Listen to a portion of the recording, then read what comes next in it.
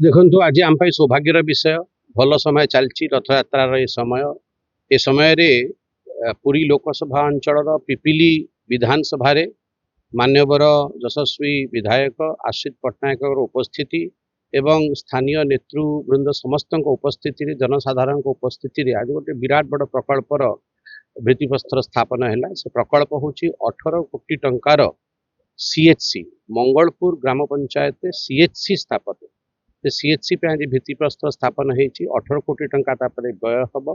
आ हाराहारी 1.5 वर्ष भितर ए बिल्डिंग आ तार समस्त सरंजाम तैयारी होगी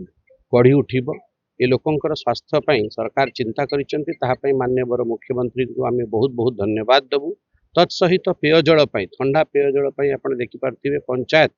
गोटे भल पदक्षेप नहीं कि आक्वागार्ड सेट करी पुराना पीएचसी पीएचसी चली सीएचसी चली सेठी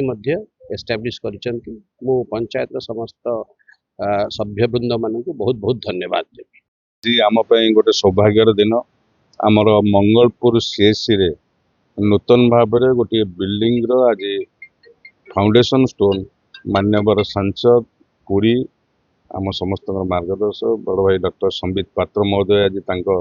करकमल भित्तिप्रस्तर स्थापन करागला। ये जो मंगलपुर सीएचसी जो 18 कोटी टंकार निर्मित बिल्डिंग तादिहरे अत्याधुनिक सुविधा सह स्वास्थ्य सेवा गोटे जगार सबु प्रकार रोगी ठू आरंभ कर आउटडोर ठू आरंभ कर सबू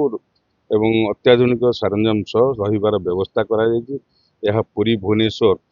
जातीय राजपथर मध्यमस्थली और जातीय राजपथ कड़र हस्पिटाल तेणु ये विभिन्न तीर्थयात्री माने भारत बाहर आसुंच पुरी की तेणु हस्पिटाल को माननीय मुख्यमंत्री मोहन चरण माझी महोदय दृढ़ निष्पत्ति नहीं कि भाव में सीएचसी मंगलपुर को आहरी डेभलप करा तेणु आप देखुं ये पुराना जो सीएचसी रही यार विभिन्न जगह आउटडोर ठू आरंभ कर विभिन्न जगह सब स्कैटर्ड होती तेणु ये बिल्डिंग द्वारा सब गोटे जगार सुविधा हो पार ता सहित ए सीएचसी मंगलपुर आगु को आहरी डेभलपमेंट करने माननीय मुख्यमंत्री आश्वस्त करिसेंती कथा देइसेंती एवं ता सहित आज रोगी मानकर पानीय जल व्यवस्था पे मो पंचायत सरपंच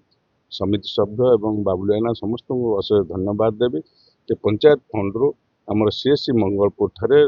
रोगी मान ठंडा पानीय जल पीवार व्यवस्था कर अशेष धन्यवाद दूँ। जी माननीय सांसद पुरी एवं माननीय विधायक पिपिल डेलांग उपस्थिति रे आज आमर सीएचसी मंगलपुर नुआ बिल्डिंग भित्तिप्रस्तर स्थापन कार्य संपादन है। ये बिल्डिंगटा आमर आईपीएचएस जोटा इंडियन पब्लिक हेल्थ स्टैंडर्ड रे गोटे G+2 माने ग्राउंड फ्लोर +2 3 महलार गोटे बिल्डिंग हवाकू जाउची नुआ सीएचसी बिल्डिंग तापाई 18 कोटी टंका आमर सैंक्शन होती जोटा कि 1.5 वर्ष अप्रोक्सीमेटली 1.5 वर्ष भितर तार कार्य कंप्लीट हम एवं से भितर आमर आउटडोर है इनडोर लेबर रूम आमर लैबोरेटरी फिजियोथेरापी एवं विभिन्न स्पेशलिस्ट ओपीडी सबू गोटे छात तले लोक सुविधा पाइबे निरामय ये सबू गोटे छात तले लोक सुविधा पाइबे एवं आगक आहरी आमर गोटे बीपीएचएल बिल्डिंग हम जोटि कि इंटीग्रेटेड लैब हम आ मीटिंग हॉल ट्रेनिंग हॉल एगुड़ाक भी हबार अच्छी प्रस्ताव अच्छी यहाँ है बहुत सुविधा हम लोक मान 2-3टा बिल्डिंग भितर वर्षा दिन में जो हैरान होगी जावास पड़ा गोटे छात तले सब सुविधा पाई जापर आमर पिपिलीर संपूर्ण लोक संख्या तो 1,72,000 से भितर पाखापाखि यही सीएचसी मिनिमम 70 ରୁ 80 हज़ार लोक निर्भरशील।